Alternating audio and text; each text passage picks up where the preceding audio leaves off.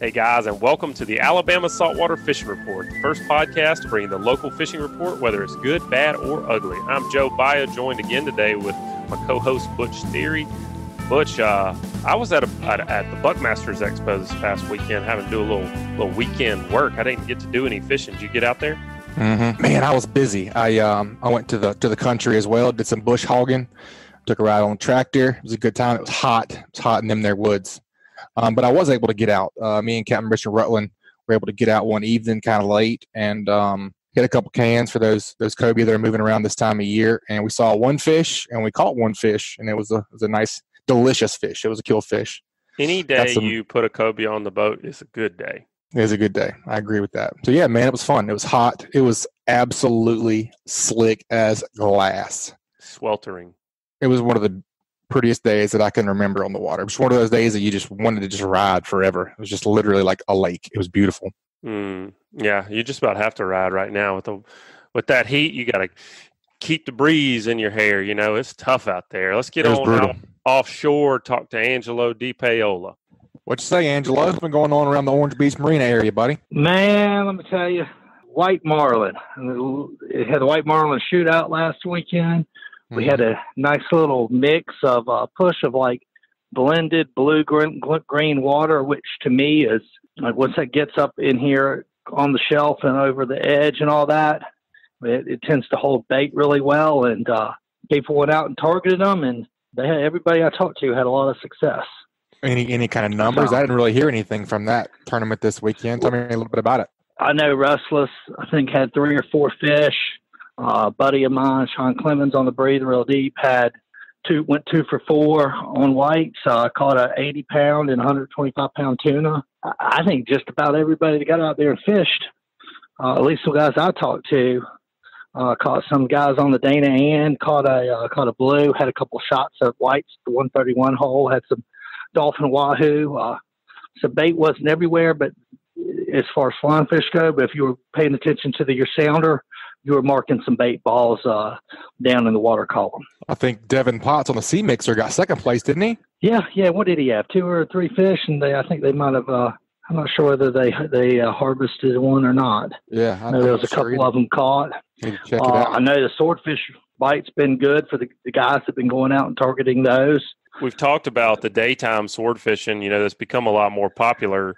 Would you say that that's now the preferred method of sword fishing, or most people still using, fishing at night? Man, I think it's the preferred method. I know very few people that fish for them at night anymore. That just make that trip specifically to go target them at night. Right. I mean, people do it here and there. It's usually in conjunction with something else.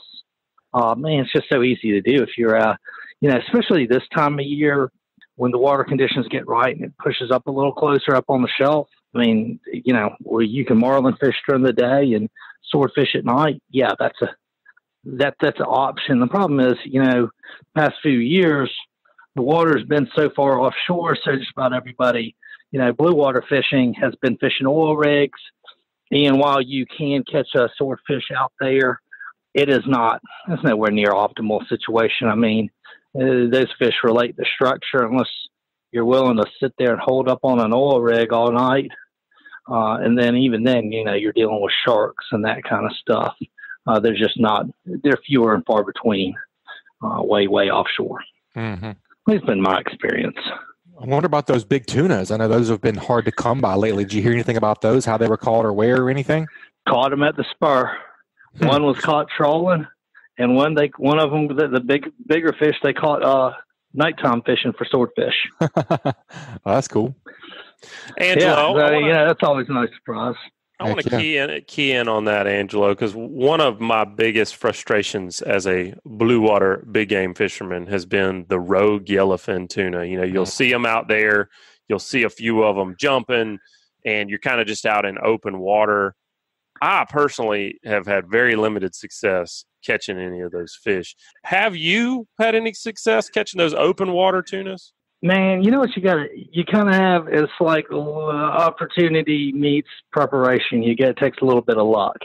Like for me, if we're seeing them out there, like to go bounce from one school to the next, a lot of times, by the time you get over to them, they're down. But one thing that's probably about to start happening, and usually happens this time of year and into September, October, beginning of October, is the whale sharks move in and they get to feeding, and they'll be up in these little bait balls, and we catch a lot of big tunas around those. And the trick to me is this: you got to take your long bait and send that thing way, way, way back.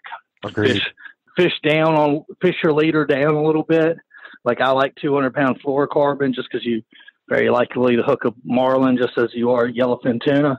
But if you really want to target them, leader down even to 100 to 80-pound test, small ballyhoo, either naked or with a twinkle fly, or like I love them behind like an Islander sea star. We get a lot of bites that way, but those big fish, like those big rogue fish, I've seen those fish hit the flat line as often as they'll hit your way back long. But that way back long, if you're seeing that, we either do a grub combo or a ballyhoo, or a really small lure way back. And those fish are hard to catch. It's kind of right place, right time to get the bite. Butch, there he goes again with those tuna grubs. Mm-hmm. I don't know what we're going to do with this guy. Hey, I like it, man. Much easier than rigging up 150 ballyhoo. Yeah, and you just you keep them in a bag ready to go. You don't have any waste. It's nice. Yep, for sure.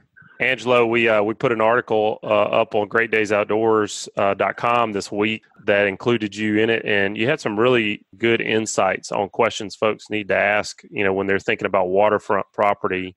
One of the things that I'm wondering over there in Orange Beach and, Ono Island area, Perdido Key, those areas, you sell a lot of boating properties. What do you really need to have over there in terms of dockage and draft to be able to get a property that somebody's going to be able to get a decent sized boat in? Man, let me tell you this. There are so many variables that we'd be here for 30 minutes to an hour going over them, but I'll hit some quick points. Like, to me, like one of the main things is like, what's the water depth where you're at? Especially if you're talking a bigger boat, are you going to be able to get it to your dock? And then how far out from your property do you have to go to get to that depth? Or like you may have to go over, like, there's portions of Ono Island that has a lot of marsh, and then you got to go out. Now, you may have a couple 100 feet of dock to tote all your stuff out to get to your boat. Like, I just think that, to me, I don't want to tote all my fishing tackle, ice, all that stuff down that far. So that to me is a major thing right there. And if it already has existing structure, existing seawalls, existing docks, like, are they in good shape? That's a pretty expensive deal to have to replace. And a lot of times people think they're getting a good deal just to find out they got to replace the seawall and the dock. And I'll tell you, wind and current, there are not a lot of places in Orange Beach that, at least private residences, that are protected from wind and current. And it can be very, very hard to dock your boat in certain areas because of that. Do you have bridges that are going to force you to go around other areas? Ono Island definitely has that issue. Well, Angelo, I got my captain's license, but fortunately for me, they did not do an on-the-water test when I got it, because I'm that guy that, like, when the wind's blowing across, I'm the one out there doing 360s trying to get the boat up next to the dock. So I can understand that firsthand. We have a lot of boats here at Orange Beach Marina whose owners own property in areas that it's just really hard to. The wind's one thing, but you add a 3 to 4 knot cross current going through there, that's a whole other issue. And I would say what is happening with the land in general, and you see this in Dauphin Island a lot, where the island's just really shifting, and where you might have had land, you don't have land, and where you didn't have land, you have tons of land. Not as big of an issue here in Orange Beach, but like what's happening with sandbars and stuff where you're at, is this an issue that's going to be constantly dredged or whatnot?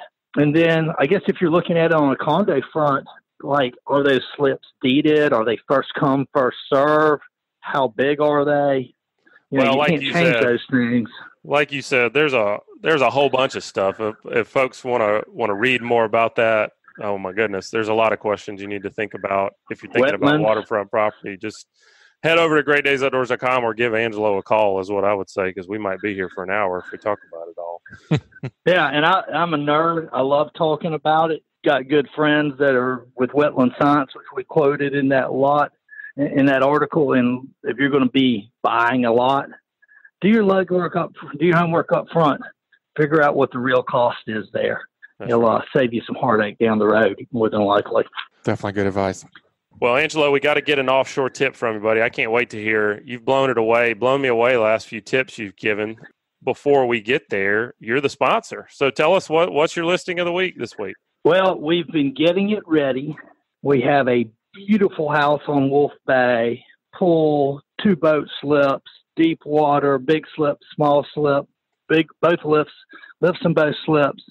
And we had it appraised. It appraised for $960, which is exactly what we're listing it for. We're actually going to be doing an open house here this weekend. It's Matt Ship's house. He used to own the Pillars, and Justine's at the Pillars in Mobile. Ship's Harbor Grill at Sportsman's Marina. He has Fin and Fork as his new restaurant down here. We're going to do a Saturday brunch, and he is chefing it up from 1 to 3 Saturday brunch at his own house, which has a awesome chef's kitchen, Viking appliances, completely redid the kitchen. If you're a foodie, you need to check it out. 4 bedroom, 3 bath, 3,000 square feet. Everything that you want to have at your house on the water is in this house for under $1 million. Man, if he's doing any grouper like he did, my mouth is just watering thinking about that Fin and Fork grouper, man. Goodness gracious. Oh, well, what you got for an offshore tip? We had to talk about food when we have Angelo on here. You knew that. Man. All right, guys. So this offshore tip, we're thinking like we're really going into what I kind of call White Marlin season in our part of the world. And like it's scaling down your line, your leader, fishing in a little bit closer, maybe pulling back on the throttle a little bit on your troll speed. But like when I really think about White Marlin fishing, when it's good here, is I think about pitch bait. And so I'm going to go over my top 3 pitch baits that I like to use. And I'll start with my go-to pitch bait is a small to medium ballyhoo. And I think probably more important than the pitch bait is the hook size. So like I'd always fished with a number 7 Eagle Claw non-offset circle hook, which worked well. But a few years ago, we were down in Guatemala fishing, and they were fishing with the 6.0 Eagle Claw non-offset, and it's a little bit thinner wire hook. And let me tell you, on 20 and 30 pound test line, which is really all you need for these fish, they're 40 to 60 pounds for the most part, is that 6.0 just penetrates so much easier, and your hookup ratio is better. So 6.0, there's tons of ways to rig these things.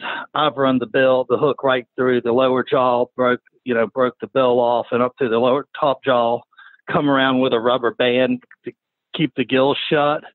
And that's a really quick and easy way to rig one of those, like with a really small, light rubber band. Or, ringer swivels. There's tons of ways to do that. You can X-head it with some floss and a chin weight. For me, I also like a squid, like a little squid that comes out of like the normal packages that you would buy squid to bottom fish with. They are the perfect size bait for White Marlin. Really? Sew the head on, cross stitch the body, have both legs of your cross stitching come out through the tip of the mantle, and then tie that right onto your circle hook. It is an excellent bait. It holds up really well to a bite. If you want to brine them, you can. You don't need to. And then I tell you, I hadn't tried this yet, but I've been wanting to, and I made some up a couple weeks ago when we were tarpon fishing, and I made one with I took a little mold craft chugger head, or you can use a Squid Nation chugger head, and that 4 to 6 inch shad, like a little bit bigger than a trout bait, really.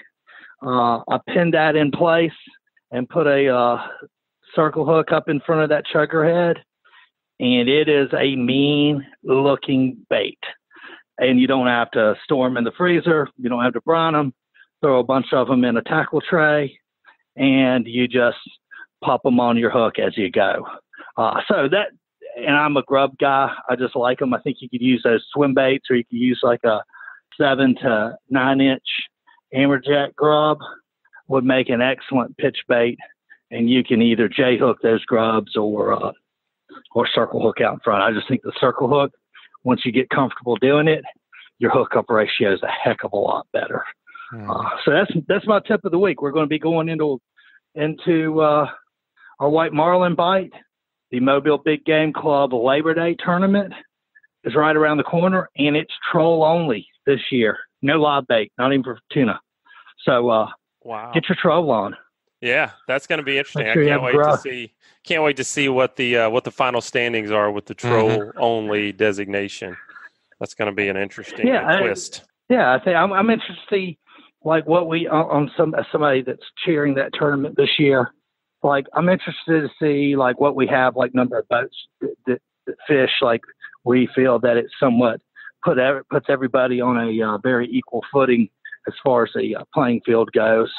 So we'll see. Yeah, hope it works out for you guys. I'd be curious to see if I would think they're going to fish just because they're fishermen, but the guys that are notorious for live bait, and I hope they stick around and participate as well still. Man, I hope so too. Some live baiting pros versus some everyday Joes kind of deal. Mm-hmm. Well, guys, look, great talking to you as always. Have a great day, and catch you guys on the flip side. Let me get back to work. Sounds great. My wife's over Thanks here for the shaking report, her finger at me. Cracking the whip at you. Yeah. Sounds good. Yeah. Talk soon. All right, later. That's a sweet tip from Angelo, man. My pitch bait of choice is I like to put a little lead head under a ballyhoo, break his back real well so he can get down there and dig. Then again, you got to keep him cool. You got to keep him in the box. That line's always getting all messed up. So I kind of like Angelo's artificial deal, man. What about you? Man, I think I would have an artificial rigged up, and I'd have a ballyhoo rigged up. And I would be, just because I haven't done it, I'd be more confident with the meat bait. But how many times in your career have you needed a pitch bait and for whatever reason didn't have one ready? Maybe you were in the bite and you were re-rigging your stuff. It's definitely happened to me. More than I would like to admit, for sure. Yes, and I usually don't like the tone of voice from the captain in the bridge whenever I don't have a pitch bait ready. Agreed. So, all right, man. Where are we headed next, bro? Let's head on down to the Gulf State Park Pier. Talk to one of my good buddies, David Thornton, the Pier Pounder. David, tell us something good. Hey, Joe. How's it going? We're having a great day here. Just talking fishing. We just got the offshore report from Angelo. Sounds like blue water is going off right now. Surf fishing last week. The report from Matthew Isbell was that it was mighty slow. What's the pier looking like?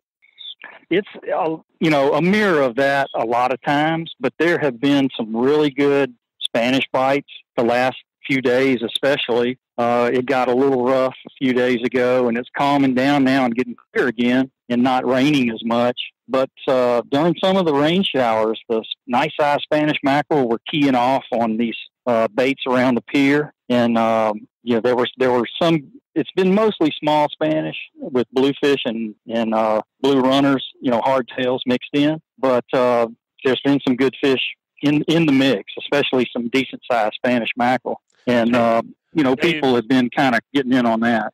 Yeah. David, talk to me a little bit about your setup. We talk to a lot of our inshore guys, and when they have a lot of Spanish around and they're fishing for speckled trout and redfish, they'll scale up their leader material, to 30, 40, 50 pound, but they'll stay with a fluorocarbon. Out there on the pier where you're not necessarily targeting speckled trout, not to say that you can't catch them. What do you like to do with regards to your terminal tackle when you got a lot of those toothy bluefish and Spanish around? Yeah, when those are the target, I usually go to either a small trace of light wire, like 27-pound single strand, and just a foot with no swivel. Tie a haywire twist in the end and just tie my line straight onto that, so that, because the water's full right now of a lot of what I call micro mackerel. They're young of the year Spanish mackerel that aren't even a foot long yet, but they're growing really quick, and they're real aggressive, feeding heavily right now on anything that moves. So anything like a shiny swivel, or even sometimes even the line going across the top of the water and mess up, kind of make it look like to them like it's something to eat, and they may want to bite it, and they could, so you get cut off or something like that. So what I try to do is, especially when the water gets calm and clear, is try and be stealthy with my approach to see if I can, get the fish interested, number one, and especially if you can see them. If the water's clear enough to see the fish, they're going to usually be pretty wary. So you may have to scale down your tackle, even though, they're toothy fish, and you have to protect your hook from getting cut off, or your lure. You want to use stuff like heavy fluoro, or sometimes I can get away with just regular clear mono, or the real light wire. Sometimes a small trace of wire is better than 2 feet of 40-pound line as a leader, as a shock leader. And Right. and especially when these Spanish start getting some size to them, they have a pretty good bite, and they can slice through that heavy monofilament, and they'll cut it like butter. And so you get to where you have to use wire in order to make it work. Butch, I can just see David like stealthily creeping down the pier. Got his moccasins. Got his moccasins on. Got his moccasins on. He's out there fishing. Well, mainly so my brother doesn't see me. Right. Because he's going to be down here under my armpit if I catch a fish. So. Somebody's going to be down there, from Tennessee. They're going to be down there on the Gulf State Park pier fishing, and all of a sudden David's just Absolutely. he's just going to pop up right beside them. They're going to, Yep, there they are. You're talking about that. You're talking about that stealth, David. Though, in all seriousness, so let's say you've got a school of fish, or a school of bait rather, that's being fed on by these predatory Spanish mackerel, bluefish, that type of thing.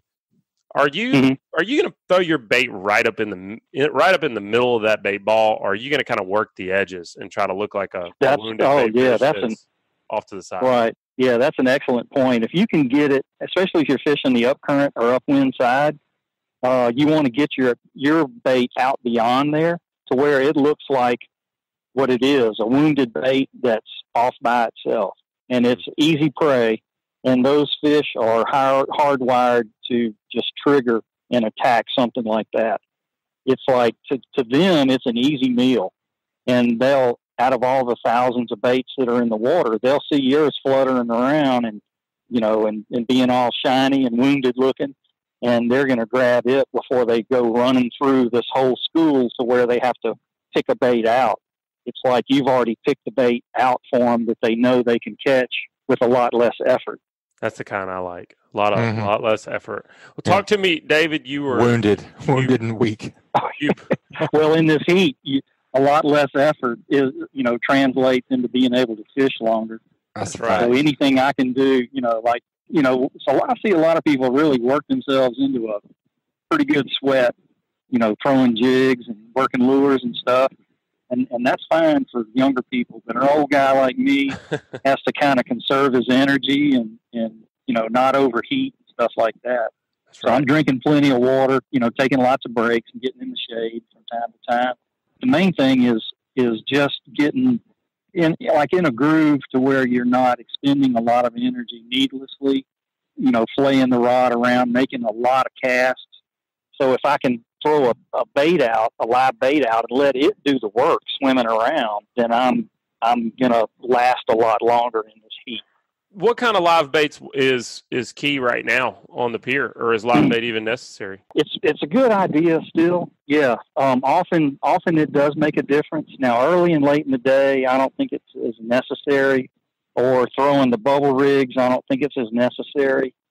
but there's a lot of small, young of the year, what everybody calls alewives, the scaled sardines, and we can catch those in the small bait ribbons and use them, and or you can throw a cast net at somewhere like Perdido Pass or Little Lagoon Pass and catch them and put them in a 5-gallon bucket and keep them alive on an aerator. And they really, from the next few months, they're going to be the key bait to have down here off the pier, because everything is eaten on these, hapless little bait fish, these little 3-inch bait fish. They really do key off on them. And another too is the striped anchovies that come through, and sometimes they form schools so dense that the water turns brown.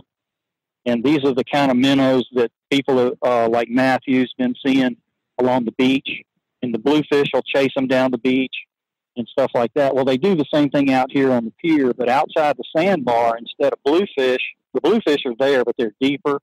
But the Spanish mackerel are up closer to the surface.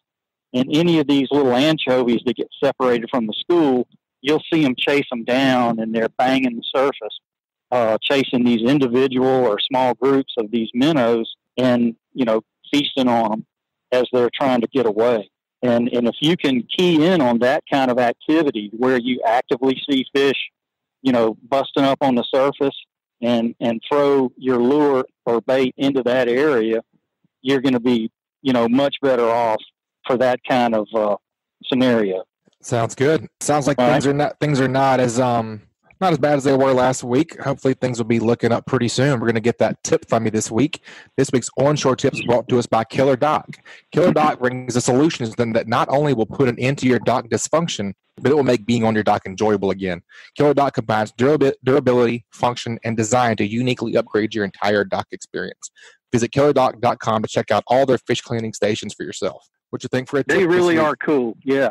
Yeah, man, I love mine. I wish we had one out here on the pier. We have a cleaning table, but it is nothing like the Killer Dock that I've seen. That's really a well laid out, great materials, and it's the shade and everything that goes along with it. It's the whole package. Oh, they're the but we make do out here on the pier. Yes, indeed. Yeah. But for the tip, we got, like I mentioned earlier, we got a lot of small bait fish coming through this time of year, and we've got to, at times, match the hatch, especially when the fish are running a little smaller like they've been. If you want to get into the bite, you're going to have to scale down your bait. Instead of using the Spanish sardines that are about 6 inches long or mullet or something like that, you have to scale down and use the 3-inch sardines or a bubble rig or a small spoon that's only about 2.5 to 3 inches long to match the hatch. And that's going to get you a lot more action than throwing bigger plugs.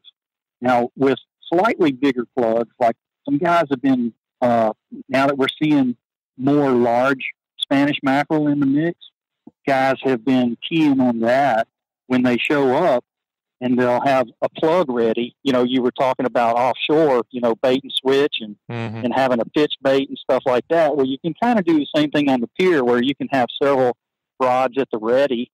And, so sort of a side tip to that would be to have, maybe besides your bubble rig, have something with a small plug on it. So if some bigger Spanish do show up, you can switch over to that diving plug, like a 3-inch, the 4-inch Rapala, something like that, and have it ready on, so that all you have to do is cast out and start working it. It's like you just set one rod down and pick the other up and start casting. Great tips this week, David. Are the crowds down now that we're back in school and football season starting Absolutely. up? Yeah. It is really weekdays especially have been really quiet out here. A fraction of the crowd size that what we've been having.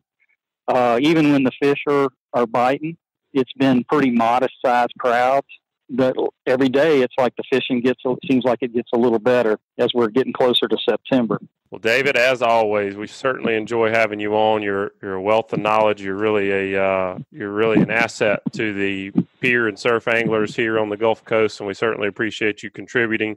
If folks do want to get up with you, I recommend they go online and read some of your articles on our website, read your monthly column in Great Days Outdoors. But if they want to get up with you and take a personal trip with you, what's the best way for them to do that? Yeah, I still, do some pier guiding trips, especially folks that have never experienced saltwater fishing, and I can start them from whatever level of fishing experience they have and try and help them build on that. Probably the best way would be to just look me up through pierpounder.com, and that should refer to my Facebook page, and it'll have a phone number there and my rates and everything else. So, well, once again, David, thanks for joining us today. Good luck out there. We'll talk to you again soon. All right, I hope so, and it's always a pleasure, guys. Keep fishing. Thanks for the report, Captain David. Talk to you soon. But let's round this thing out with a nice, real nice inshore real report. Nice. Real nice. Who we got for the inshore report, buddy? Let's go down and see. Well, I say down, but let's go over or down or up. Let's see what Captain Patrick Garmison is doing with ugly fishing. What'd you say, Captain Patrick? What's up, guys? You never know where Captain Pat's going to be. He may be on the eastern shore, western shore, Dauphin Island, snapper fishing, causeway. Just catching Alabama state record sheephead. Where you been, buddy? I'm like a nomad. That's right. Just anywhere, and or like a Drifter. dandelion seed floating through the air. Yeah, I or thought a you were drifter. Whatever. Yeah, comparing himself to a flower. I could see that. I like it, man. Yeah, all of the above. So my last few trips go back to them right after the full moon. They were a bit of a challenge. It was not a challenge to get the rod bent by any stretch. There's so much Spanish mackerel, ladyfish, sharks. There's a lot of stuff out there wanting to eat, but a lot of it was faster to the bait than speckled trout and redfish were for me. That was back on Friday. Saturday I changed gears. I was down on the south end of the bay. Then I changed gears, went up in the Delta on Saturday and ground out some redfish on live shrimp and popping corks. Nobody had bull minnows. I think I could have done better on bull minnows because we still did have some trash fish messing with our shrimp, kind of keeping our lines out of the water. So I've said that the last probably 2 or 3 reports where bull minnows and like finger mullet and stuff like that have been a better bait option for these redfish. So I'm going to still stick with that. Went Sunday. I had a pretty solid plan that we were going to be able to work over the docks and piers and stuff on the eastern shore. We had a west wind, but it wasn't bad. It was just enough to kind of keep air moving and a little bit of chop on the water. And man, we got absolutely annihilated by hardheads. I mean, to the point where I had to just quit fishing. We did manage a couple of redfish, but I mean, I couldn't do it anymore. I could not take another hardhead catfish off the line. So it slicked off real good. So we rode around and did a little bit of triple tail looking. Didn't really see any sign early that morning. I mean, I'm saying early. It was probably 9 o'clock. So kind of early as to when I would start looking for triple tail. So then we ended up out at Gilliard, and man, we tripled up on spec, and then it shut down completely and started turning into catfish, ladyfish, and all that. So then frustration set in a little bit again and started moving around, and it slicked off just completely, not a breath of wind. So we spent a lot of time looking for triple tail, and once again we were falling short. I mean, didn't see not even a little one. Saw a lot of debris floating. Found some stuff out there in the water that other triple tail anglers may have placed in the water strategically, and none of those had fish on them. And went back to trying some redfish, and then I was like, all right, we can't not be triple tail fishing as calm as it was. So we just started making some tracks, and man, we ended up finding a nice patch of grass and had like 13 triple tail on it. Wow. So persistence. Now we didn't manage to catch any keepers off of it. The keepers kept nosing way up in the denser part of the grass. But the lady on board, she had her heart set on catching at least one, and keeper, we fell short of the keeper mark, but she did catch her triple tail. So I will say that I kept staring at the conditions, and finally just put my head down and made that work for us. Patrick, let me step you back to the challenging trout conditions. So when you're fishing like that and you're getting eaten up with undesirables or non-targets, what's causing that? Why, you said you found some fish, you tripled up, and then it ended. Is that a water temperature thing? Why do you think you caught a few and then you were off of them? Man, if I had that answer, I would know. I would probably be saving a lot of bait, because we had the same experience on Friday where we pulled up. We actually fished the rigs a little bit. Very first bait in the water, nice keeper trout, and then just turns into a ladyfish fest. And I don't know, man. It's been something that's happened in the summer a lot. I know in the past I would try to keep some other bait fish in the box. These particular trips I wasn't able to get any, and that probably didn't aid in me catching any. In having some sort of mixture of bait fish out there to try something else. But I will say that we did have pogies on Friday, and as soon as we put a pogie in the water, a shark ate it, and then 50 other sharks ate it. We actually had tarpon rolling all around the boat. I forgot to mention that. We had tarpon rolling all around the boat down around Fort Morgan on Friday. We would put a bait fish on. We had pogies and throw it out. As soon as it hit the water, a shark would eat it. We had 4 tarpon come up within about 30 feet of the boat, throw a bait right in the middle of them, and a shark eats it. So it was a bit of frustration over the last 2 or 3 trips, but man, we just stick with it. Keep a positive attitude, keep I'm going to be persistent and make something happen attitude and not get discouraged by it.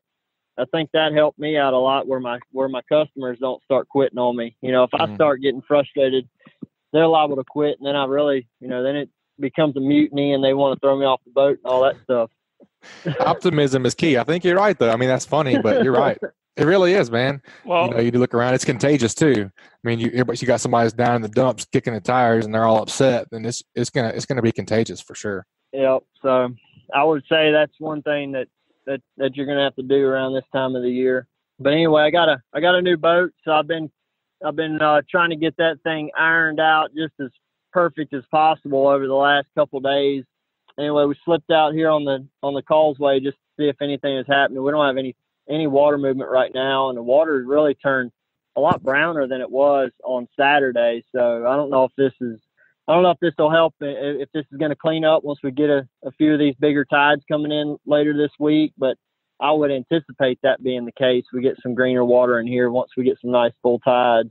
All right, Patrick. Well, that's one thing I like about you, buddy. I can always count on you for a real report. You don't sugarcoat it. Sometimes you struggle, and we all do, and it's good to hear you, give us a real report. We got a pretty cool Hey Cap question for you this week. Mm-hmm. Terry Turner sent us a question. He's going to be getting that C-Deck CCA fish ruler. Those things are pretty cool, but I haven't got mine yet. What's up with that? Lost in the mail. I don't know. Lost in the mail. Okay. Mm-hmm. Well, this week's Hey Cap question is being brought to us by Foster Contracting. Often when working with a small business, you miss the professionalism you get with larger companies. That's not the case with the Fortified Roofing Pros at Foster Contracting. They're a family-owned business, and they're big enough to get the job done, but they're small enough to care. If you're looking for quality construction with a dependable, licensed, and certified Fortified Roofing professional, did you hear that, Butch? Certified Fortified. Mm-hmm. Say that 5 times fast. Give the Fortified Roofing Pros a call at 251-973-9999.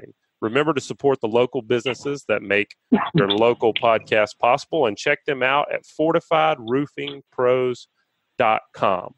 Patrick, Terry Turner says, hey, Cap, when you are throwing a cast net for live bait, what size and weight tends to work best for you? So I have found the need for two different types of cast nets lately, or over the years, I guess. The standard bait net is that 3/8 inch mesh. A 1 pound per foot lead is probably a efficient sink rate, and somewhere at least a 7 to 8 foot net. I throw a 10. I've thrown as big as 12, and 12 is it can get real tiresome real quick if you're having trouble finding bait. So the 10 footer has been kind of the sweet spot for me. I actually have two different Betts nets, 3/8 and a 5/8, and I use the 5/8 when I'm going after larger bait, like if I know I'm going pogie, just throwing pogies for going offshore, or for like tournament trout fishing or something. But if I just need bait fish like the finger mullet and bull minnows and stuff like that, like I've been talking about for the redfish, you're definitely going to have that 3/8 inch mesh. So Patrick, you were talking about cast netting those pogies, and I'm going to kind of switch gears on you a little bit. How do you decide when you've got enough of those pogies in the bait well and you don't overcrowd them? A lot of times I dump a lot of them in there. And all right, I'm actually going to step back and give a little tip that I've learned over the years, especially if you have a buddy on the boat. This works out well. So if you throw your net, you just load it full of pogies. Instead of dragging that whole thing into the boat, dumping it out in the floorboard or in the floor of the boat, or dumping it straight into the live well, I found that dumping the bag out into your landing net, as long as your holes are not too big to let your bait fish swim out, you can kind of call your bait fish in your landing net, hanging it off the side of the boat, and get down to what you feel like is going to be an adequate amount where it's not overcrowding. I'll dump them all in there once I get to that level, and look at them and make sure that, it's kind of a feel thing. It's hard to just say, all right, you can have 30 pogies in a 20-gallon live well or something like that, because they're going to vary in size. You got a lot of variables. If there's not a lot of salinity in the water, they're going to stress out a lot worse. No matter how much water you're pumping in off the top, they're going to stress. The saltier it is, the more you can keep in the bait well. So there's not an exact answer to it, but if it is something you want to do, then just pay attention to it, and not just willy-nilly throw 80 pogies off in the live well, close the lid and go fishing, and you get there and half of them are dead.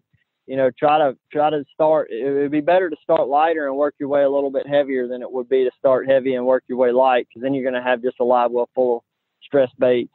I like that. Everybody's live well is a little different too, and maybe different flow rate, different size. Some of them have hard corners, some of them have rounded corners, and every live well is different.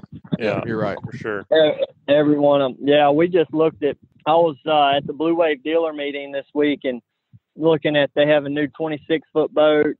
They have two 28-foots. I have the 24. They have a 23, and every single one of those boats have little different variations in their live well setups, live well depths, live well corners, all of it. I mean, they all try to kind of be somewhat similar, but they're all different. So, yeah, it is an impossible formula for anybody to work out. Just kind of pay attention to what you're doing for your live well and try to recreate it when you find it works.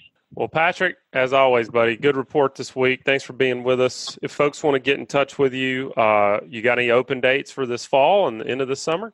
Yeah, I've got a lot of stuff starting to come in November and December. We're starting to plug some dates in October and September. The end of this month, we've got quite a few openings. So if somebody wants to get with me, and I can get creative on my fishing trips this time of year, where if somebody wants to, if they're willing to do more of a scouting trip or something like that with me, then I can kind of negotiate some pricing there. But then once the schedule starts filling up in late October, November, and December, it's going to be kind of you better get on the calendar quick because it's gone. They'll be gone before it gets here. Yeah. So if they need to find me, uglyfishing.com. They can always see my live calendar by clicking the Book Now button, and then that is my exact live calendar. If Joe goes on there and books a trip, then that date actually disappears while you're sitting there looking at it. So it's a awesome calendar that Fishing Chaos has got set up for me. And if they want to just check on things real quick, they want to shoot me a text message, they can hit me at 747-1554, or they can call me there. So whatever Excellent. works for them. Awesome. All right, Patrick. We'll talk to you soon, buddy. Stay safe. All right, guys. Thanks a lot. Thanks, Patrick. Keep whacking them. All right, bud. All right, Butch. I know what I learned today. I got one nugget, one little pearl of wisdom that I learned today. What'd you learn? What really stuck out to me that David Thornton said was how he liked to tie his mono straight to his little wire leader whenever he's catching Spanish mackerel and stuff, toothy critters off the pier. I bet that saves him a ton of retying time and lost tackle, because those little swivels, create bubbles in the water, as you know, and man, they'll get tore up. They'll eat those swivels off every time. So I like that tip. I would imagine that's I like that too. That time saver for sure. Do that little haywire twist, and I mean it acts like an eye, so it's that's perfect. And you don't have to take the time to do a haywire twist onto a swivel. And how many times do blackfins chew your swivels off when you were trolling offshore? And little wahoos eating the swivels off and everything, for sure. Yeah. What stuck out to me was Patrick. He kind of came out of nowhere with that dumping his I like that too. His cast net into his landing net. That's one of those things that you'll never do it any other way except that now. Yeah. And you'll wonder, why don't we think of this? But it allows you to kind of count what you got, pick out through the ones that aren't looking that great. Yep. That was clutch. I mean, I imagine it keeps your boat much cleaner as well. Yeah. You don't have them flopping around all over the deck of the boat, or you're not leaned over the live well sorting through. I love that. Yep. Two really good, just kind of super granular tips this week from those guys. I loved it. Yep, me too, man. Great show. Some good info. Patrick has some really good info. Yeah, it's tough out there right now, but I think we found the best of it. It sounds like blue water is where you need to be if you've got the choice of the three. I would definitely go catch a white marlin. You should invite me on a big boat to do that. I'm ready. Whenever you get one, I'm ready. I'm be at least your second mate for sure. That could be a while. Yeah. All right, man. Let's wrap it up this week. Everybody, we sure appreciate the reviews you've been giving us over on iTunes. Subscribe and rate us wherever you're listening to podcasts. And if you'd like us to email you the show, just head over to greatdaysoutdoors.com/ASFR. We'll send you the new show each week. Get those Hey Cap questions in. Hey Cap. Where can they go to get those Hey Cap questions? I've been trying to post a couple of Facebook posts, maybe one a week or something over on the Alabama Saltwater Fishing Report Facebook page. So there, you can also email us at alabama@bestfishingreport.com. Hey Cap. All right, folks. Y'all keep whacking them. This week's Alabama Saltwater Fishing Report has been brought to you by Daycool Heating and Air, your home performance specialist. Contact them at 251-260-3858 or check them out online at www.daycoolair.com. License number AL07028. Also brought to you by Geico. Call Ron Davis, Geico agent, at 251-445-0053 or visit him online at geico.com/mobile-al. Also brought to you by Hilton's Real-Time Navigator, bringing you the highest quality online satellite fishing chart since 2004. Your source for sea temps, altimetry, currents, and watercolor at hiltonsoffshore.com. And also brought to you by CCA Alabama. Pick up your distinctive Alabama saltwater fishing license plate at revenue.alabama.gov. This week's Alabama Saltwater Fishing Report was brought to you by me, Joe Baya, and National Land Realty. If I can help you in any way with the purchase or sale of land in Alabama or Florida, whether it's timberland, farmland, recreational land like hunting land, or even agricultural land or ranch land like horse farm, drop me a message at jbaya@nationalland.com. That's JBAYA@nationalland.com.